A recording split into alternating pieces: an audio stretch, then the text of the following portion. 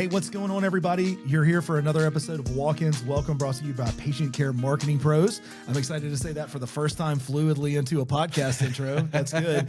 I tell you what, we are bringing you value today. I'm excited because we want 2026 to be the most profitable year for your urgent care. And the best way to do that is to get your money. Get your money for sure. Yeah. So right before we started this recording, we were talking about how in the urgent care space, getting paid is probably one of the most frustrating and biggest pain points in the urgent care space. For sure.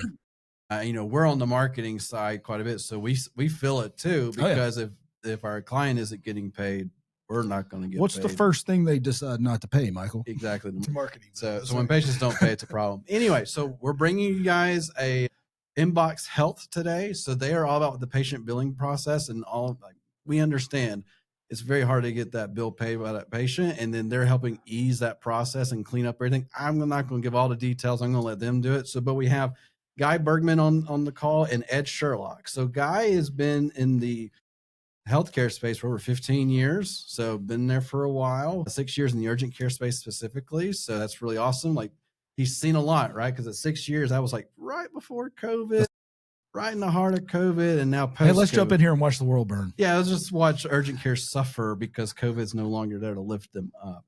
And then we got Ed over here. So Ed's pretty cool because he has 8 years experience in Xperity and 7 years at Athena Health, which is really awesome because he's seen so much tech in the urgent care space between those two companies. I mean, it's just amazing the information being brought to the table today. So excited to have them on. Absolutely. And I know between the two of them, they're all about helping you streamline getting those payments in-house. But before we get into all the fun things about the software, Guy, welcome to the podcast. Tell us one thing about you that nobody knows. Nobody knows you anyway, so you can make up whatever you want. Yeah. Whoever wants to go first, go first. Welcome to the podcast. Yeah, I can go first. Thanks for having me on. In terms of the question, something about, I don't know, nobody knows, but it's kind of a hobbyish thing that turned professional when I was younger. During that like online poker boom, very close to quit my job and wanted to turn pro and playing online poker. Did well for a couple months, and then, like everything else associated with gambling, it didn't go well, and I had to continue my job. But one thing that nobody knows, or maybe a couple people know, is during that time where I made some good money playing online poker. But that's something that not a lot of people know. Not necessarily that I'm not proud of. It's just something I don't talk about very often. All right. So don't play poker with him. No, absolutely not. We'll leave you out of the poker. Wow. That's that's news to me for sure, Guy. And this is Ed, by the way. So, and again, thanks guys for having us on today. Something that nobody knows about me. Well, I mean, I guess it depends on how close you are to me, but I got married in Turkey. I met my wife in school. I'll spare you the details. Let's just say that, one thing about me is that I'm not afraid to get out of my comfort zone. And I think it's always important for people to go after what they think is the best fit for them. So that's a little bit of my background, if you don't mind me saying so. No, I love that so much. So Turkey, ignorance is about to come out, and I apologize in advance. Is that where the Taj Mahal and everything is? No. Okay, ignorance, no, right? No, but there's lots of cool things in Istanbul. There's a lot of really cool old buildings like the Blue Mosque and Hagia Sophia and a few other places. But yeah. Well, two cool stories. I had a friend of mine that played poker professionally when in the early 2000s, and a similar story that he shot up like a bottle rocket and then exploded.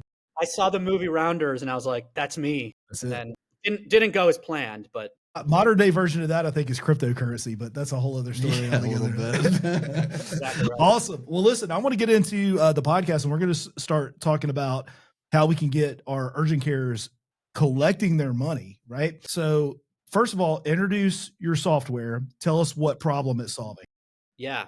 So Inbox Health is a platform designed to increase revenue on the patient payment side of things, right?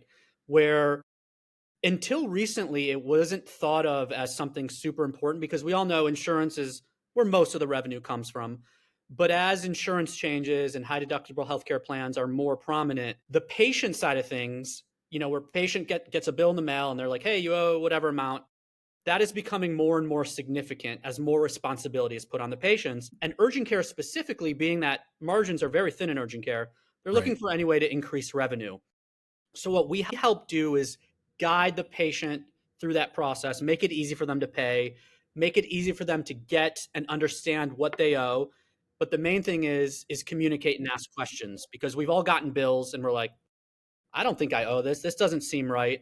And then you don't pay the bill, you put it in the trash or you set it aside and said, I'll get to it later. And you never do. And that's happening a lot in urgent care. And that adds up, right? It can make up sometimes 30% of an urgent care's revenue, 20 to 30%. So what we're doing is kind of being able to facilitate in that platform for a patient to ask questions, get quick answers while they're in that moment of viewing their bill, so they can get their question answered fast and then make it easy for them to pay their bill. And what I mean by easy is 1 to 2 taps or clicks, whatever you want to call it, on the phone or a computer, and then all the modern payment options, Google Pay, Apple Pay, HSA, FSA, ACH, whatever. And then another huge problem we're solving is affordability, where, in today's world, getting that payment is something maybe you can't swing that month with mortgage, children, groceries, Netflix, etc. So we make that problem of affordability by self-payment plans, where patients can pick out their own payment plans to solve for that. So overall, what we're doing is removing barriers for the patient, making their patient journey through the financial side as easy and simple as possible. And then obviously on the organization side, making their patients happy, and then obviously an increase in revenue, so it's a win-win on both sides. You talk about making the patient happy. We see a lot of Google reviews in our line of business for urgent care. Urgent care is probably one of the most popular Google review niches. Anyway, but I would say at least half of the negative 1-star reviews is a billing related thing, where I got this random bill or they double, just chaos. And then of course the response from the urgent care is, please call us. Right. That's all exactly. they can say. They can't say anything. Yeah, that's exactly right. And the tough part is with anything, but with urgent care specifically, is they can do everything right? They can have a really great way to set up an appointment. The clinical visit could be amazing. The doctor did a great job, or, the NP. And then comes the financial part, the second half of it. And if the patient's frustrated, all that went well beforehand is not remembered, and the patient will leave a bad review because they're frustrated on the payment side of things. So it's important for that urgent care, because it is retail medicine. They're really not brand loyal. They can go anywhere. It's important to get everything from A to Z right, so that patient keeps coming back, because again, everything can go right. You can hit 9 out of 10 things, and then that payment side is wonky, and then that patient will get frustrated. When you talk about getting it right, I know that there are typical billing breakdowns along the way. Like there's a process that falls apart at some point. Why is it so hard to get this part of the billing right, this experience right? I think it comes down to a lot of things. There's confusion with the payer. And you guys know this, a lot happens at the front desk, right? Things get missed, processes need to be followed. If there's any sort of breakdown at the front desk when they take the insurance, when they collect a copay, and sometimes people use disparate systems where one doesn't talk to the other. And if anything gets missed or mixed up, the patient feels that on the other side when their payments due. And that's kind of where that confusion comes from, where they'll say, I don't owe this. And then you call, and they have to call and sit on hold, or they have to call their insurance. And that's something we don't want the patient doing. They don't want to sit on hold, and they don't want to question their bill. So it's a lot to do with the front desk, with insurance, and then sometimes with systems that aren't communicating correctly. Right. And I think as an audience member, they're probably listening, well, I have an EMR that, air quote, takes care of all this. But then there's my challenge to the audience. I'd love for you to pull some reports and say how many outstanding bills are out there with patients that you just are never going to see. They're over 6 months old, right? Because if you have a ton of them, your EMR isn't doing everything it can, or maybe it's just limited. Can you talk about how like an EMR can do some things, but it's just there's a really kind of a block at some point, right? Where a simple text of you owe us money isn't going to cut it. Yeah, Ed, you feel free to jump in. Yeah, I mean, one thing I would say about that question is that, there are features, functionality that are very much tied to the performance of your front desk. So you had mentioned that earlier. oftentimes in the urgent care world, the folks that are running the front desk aren't usually the best trained or best compensated, perhaps. And you're relying a lot on your revenue cycle for the data capture at the front end. So I think calling that fact out and relying on, potentially a weak link in the process, and then relying on, a system that's built to do a lot of other things, but nothing specifically really well, to get you paid for what is, as Guy mentioned earlier, up to 30 to 35% of your revenue, particularly earlier in the part of the year when everyone's in the thick of their deductible, which is about to come up on us right now. I'll tell you, Ed, with the hundreds of urgent cares that we've worked with, I'll say locations, not individual brands, but just the locations we worked with, the difference in a successful clinic and one that is struggling or about to close is that front desk person that you're talking about. And I think you mentioned a few things. One, they're not well trained. Two, they're not well paid. But three, they don't always have the right tools. And that's at the end of the day, what are the arsenal of tools that are going to help me do my job effectively? And what is the one thing that everybody hates in every company ever? Collecting money. They hate it. And so you're almost eliminating, or at the very least significantly lowering that barrier for somebody to be successful in that role.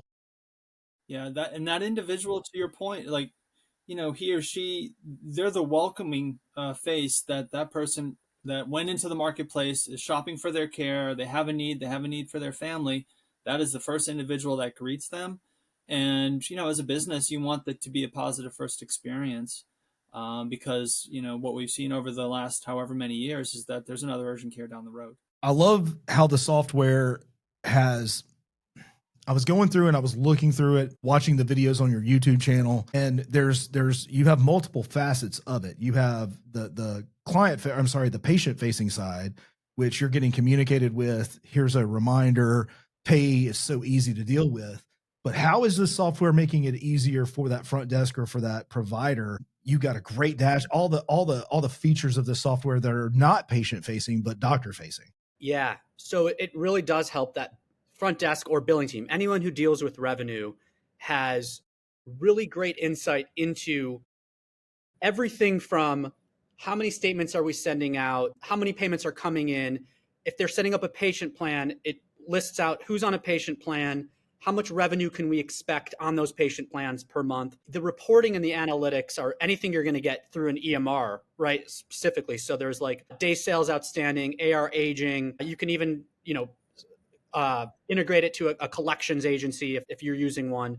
So all that reporting gives billing teams really, really robust visibility into everything that's going on with digital statements being sent out, right? They're able to track pretty much any metric they want to track. Now, if a report does not come out of the box, we are able to build customizable reports.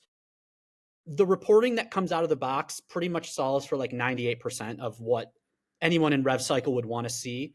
But if there's some unique metric that urgent care wants to track, we can build custom reports as well. But the cool thing is, I think, is the way that Inbox Health bills is very different than what you'll see from a traditional, urgent care.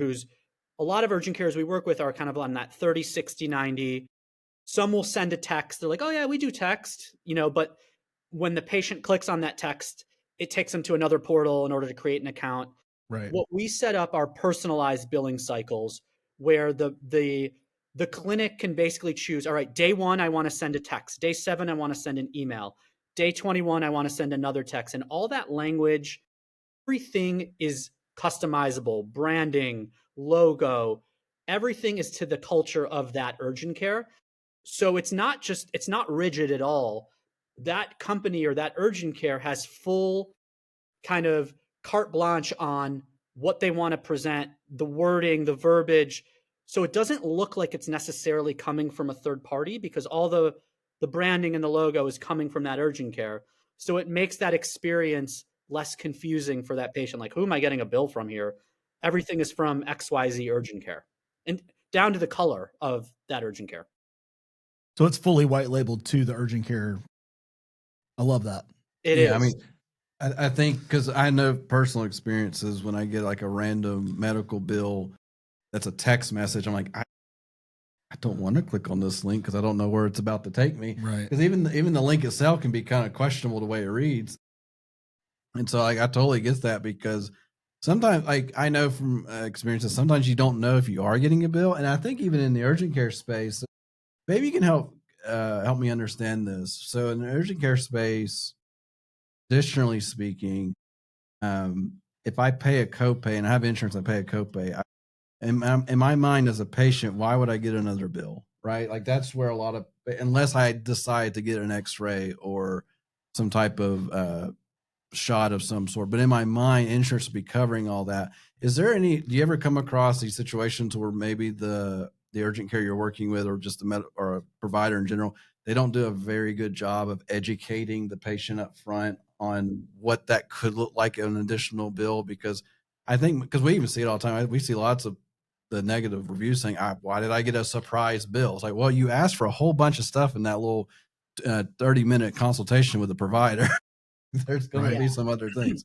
I definitely think there's more that the front desk obviously could be doing. And it goes back to training. And some are, it's not 100% their fault. It comes down to training, and it comes down to being super, super busy, right? It's not a desk job where you're sitting in front of a computer the whole day. You are running around talking to people who are sick, maybe people who aren't patient, who have kids crying in the background. So they're really overworked. So yeah, I think, of course, communication could be tightened up. Like, hey, your copay is only covering a certain percent. You're more than likely going to be receiving a statement in the mail or a text or whatever it is, X, Y, Z later. So the patient can expect that.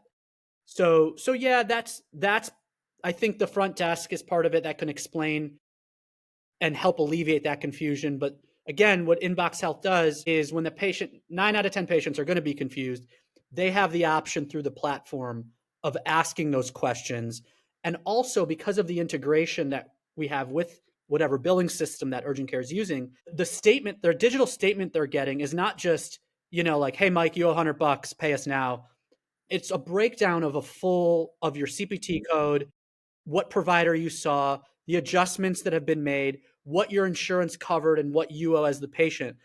So it helps prevent a lot of that confusion and those FAQs that the patient would have called the center about anyway.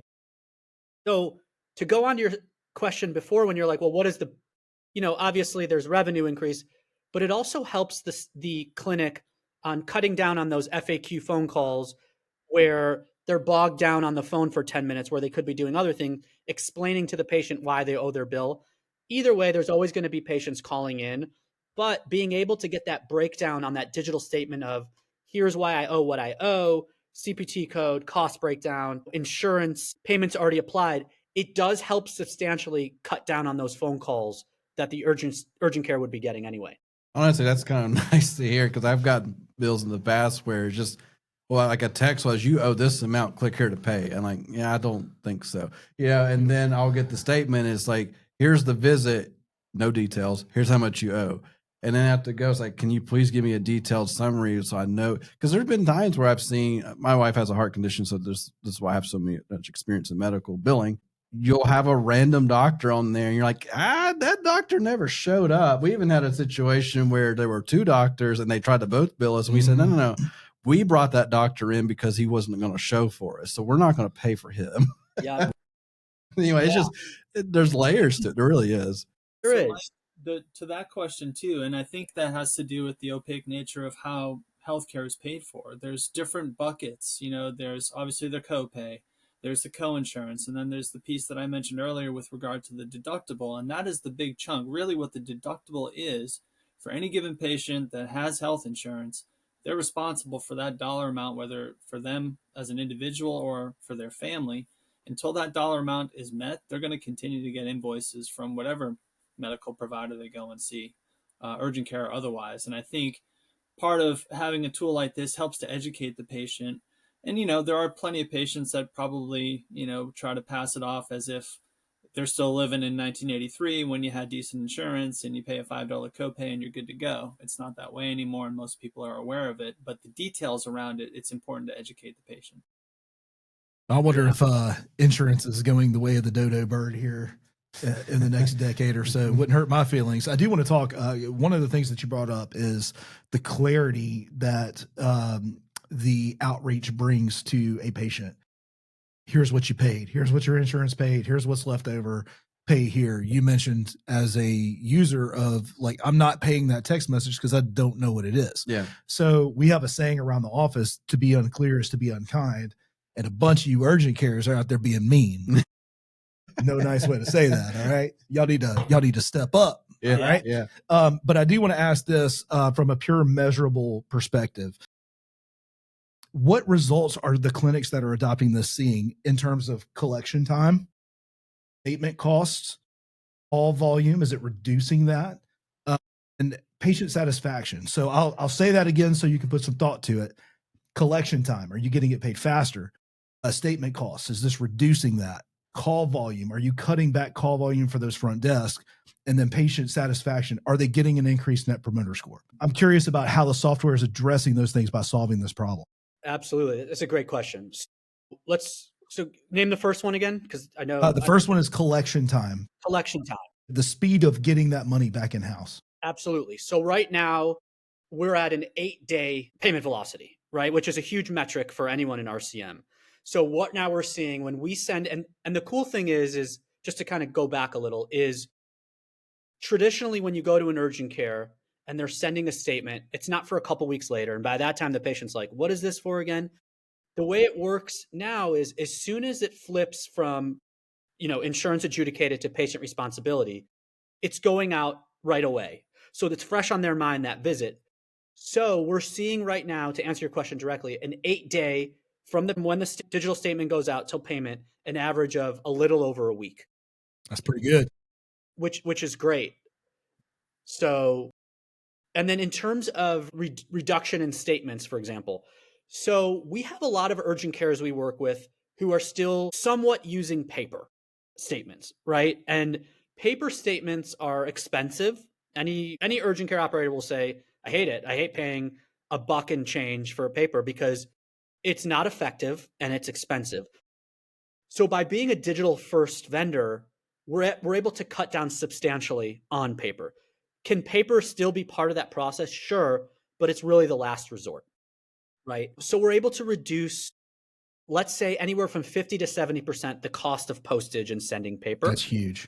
It's a huge win. And then in terms of call volume, right? What I mentioned earlier is you're able to see your statement and then you're able to get a breakdown of all the costs associated. So that does provide a huge amount of call savings or reduction in phone call. Anywhere from 70 to 90%, you're going to see a reduction in phone calls, right? Because a lot of those phone calls are FAQs asking questions about something that statement answers anyway.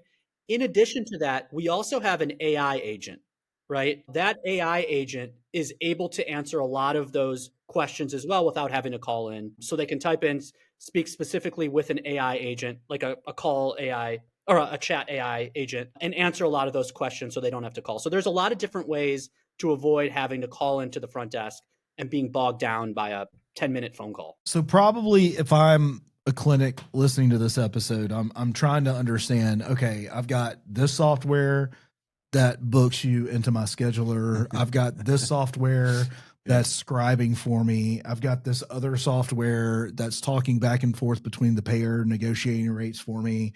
I've got this other thing that I'm using for checkout. All of a sudden, one patient has like 12 softwares attached to them. It becomes, and we hear this a lot too from clinics where like, I'm getting software tired here. Yeah, like software I'm fatigued. Yeah. Where, this one patient that you guys brought to my door, I had to tack on another $32 worth of software usage just to get this seen. Right. But I know, it's a real challenge because, but some of it's necessary because the software is trying to replace not to say the laziness of human nature, but just the idea like there's so much going on, they can't do all the right things. And you're trying to, I think if somebody came on a couple of weeks ago and they said, hey, EMR was really cool, but horrible. And now we're coming back around to where EMR is okay again, but it was a horrible time when it first came out because it just added the dark ages of urgent care. Yeah, the dark ages of EMR. That's 100% right. Yeah. Yeah. So I really just wanted to kind of make the case. I'm interested in your software. but this will be the 37th software that I'm trying to add. Help me understand the reduction of cost or the increase in return or however that's going to make it make sense, would be the best way to say it. Yeah, no, that's obviously a lot with more technology these days. And we've all been at conferences. There's a vendor for everything. And Right. And a lot of them are very interesting, right? A lot of them can help. So yes, there is a lot of tech going on in urgent cares to be more efficient. I think, you can't avoid that, but within Inbox Health platform, everything goes on, right? If a patient asks a question through the platform, there's like a live chat feature. It'll ping you right within the platform. So there's no need to really click in to 100 different things. The integration comes right in with the PM system. So a lot of the information from the EMR you're able to see within the Inbox Health platform. So it does reduce a lot of that click in, click out, 50 different, platforms going on all at once. It is extremely intuitive, right? So there's not a lot you need outside of it when you're dealing with the patient payment and the rev cycle part. Everything is built into the platform. Okay. Yep. It's good. All right. So somebody's interested. They want to learn about the software. What's the first right step for them to take with you? Yeah, I think it's obviously to get a hold of us, whether it's through the website, contact, there's obviously a contact me or contact us part of thing. Reach out to my LinkedIn directly and say, you want to learn more about patient payments. And then we just have a conversation and see, what your current status is how much you're billing out, how much you're actually collecting, what's your payment process like, what are you using now in order to collect, and then kind of do an overall analysis and see if it makes sense to continue that discussion. I'm curious, what is because we have ideal urgent cares that we like to work with. Now we work with all sorts of types, but there's an ideal one, right? For us, it's multi-location that has some presence, but they just need a boost and kind of get to the right spot. And there's some foundational items there. But we work with all sorts of type, from single location up to tons of locations, and then brand new startups to been around forever. In your world, for someone to say, I don't know if I really fall in this boat or not, if they can really help me or not, what's kind of the key indicators that they can go look right now before they even talk to you and just say, okay, yeah, I'm going to go look at these metrics. Oh, that is pretty bad. Maybe I should reach out to them. What kind of things do you typically look for? That's hey, we could actually make an impact. Yeah, I think it's just anyone who is conscious and cares about their patient payment process, right? It doesn't matter if it's one provider or 100. It's anyone who wants to improve their payment process. And typically, administration or owners know we could be doing better on our payments, right? And it's basically anyone who's conscious of the fact that they want to improve their payments process, know that they use a lot of paper and are not getting a lot of payment back, and someone who cares about that second half of that financial journey and who wants patients to be able to navigate that in an easier, simpler form. So it's literally to kind of mark it all down, it's anyone who wants to improve the payments journey for the patient. That would be ideal for us. One thing I would add on to that too, and you mentioned it earlier, Nick, just the idea of insurance and patient self-pay responsibility growing over time. I mean, having a process in place that actually is effective. And oh, by the way, I think we kind of buried the lead. I mean, it's not a long-term contract. I mean, we essentially get paid for usage and business results. It's something that, they're not tied to for the long term. They sign up for, they leverage the tools, they see the results, and they're able to make a decision based on actual data. Yeah, and that's a good point. We are not like a typical software vendor that you got to sign up for 12 months or 24 months. Since it is a very performance-driven product, we let sort of that performance speak for itself. So it's kind of like a rolling 30-day agreement that could be out, you can get out at any time. So I think that's a huge plus because people are scared to get into long-term contracts because what if it doesn't work out? Is there a fee I have to pay if I cancel early? Again, we kind of let the performance speak for itself, and we're in the high 90s as a retention rate. So more than not, people stay. That's good. Yep. I love it. All right. So I want to encourage our listening audience. First of all, you need to go to Inbox Health. I want to say it's .io. Did I say that right? I think I'm not sure. Is it inboxhealth.com? Is it .com? Yeah. Okay. Inboxhealth.com. I was bouncing all over prepping for our podcast. And I'm over here looking at your YouTube channels. There might be an IO somewhere. There's an IO somewhere. There's But it probably doesn't an matter. IO. I really enjoyed the quick videos on your YouTube channel to get just a quick brush up. And there were probably about 20 or 30 videos over there that'll give you probably a 10,000 foot view that will take you like you need to go have a demo. So we'll drop the link to schedule a demo with these guys. Great. Ed, Guy, we've loved having you on the podcast. Shoot some being here. parting words out to the audience before we wrap up. You can go first, Ed. Yeah, I mean, patient financial experience is a critical part of their journey with your clinic. And as you're looking to grow and build your brand in your communities, you want to make sure that patients understand the payment part and have a good experience all the way through. So we appreciate your time today, gents. Yeah, and same sentiment. And we love urgent care. Ed and I were both in urgent care for years. They work their butt off. They do. The margins are not great, and it takes a lot of volume for them to make money, right? So we want to be there to help and collect every dollar, because every dollar matters in urgent care, and that includes the patient side of things. So we want to make it easy for your patients, but at the same time help you collect every cent that's owed to you.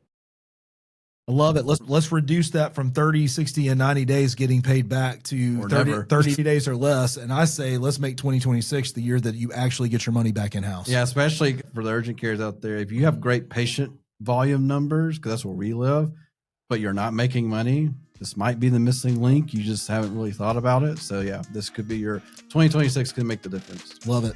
Guy, Ed, thank you guys both so much for being on the podcast. And hopefully we'll have a chance to have you back in the near future to do a recap. Yeah, it's been great. Thanks for having us on. All right. Thanks, Thank you both. We'll talk to you soon.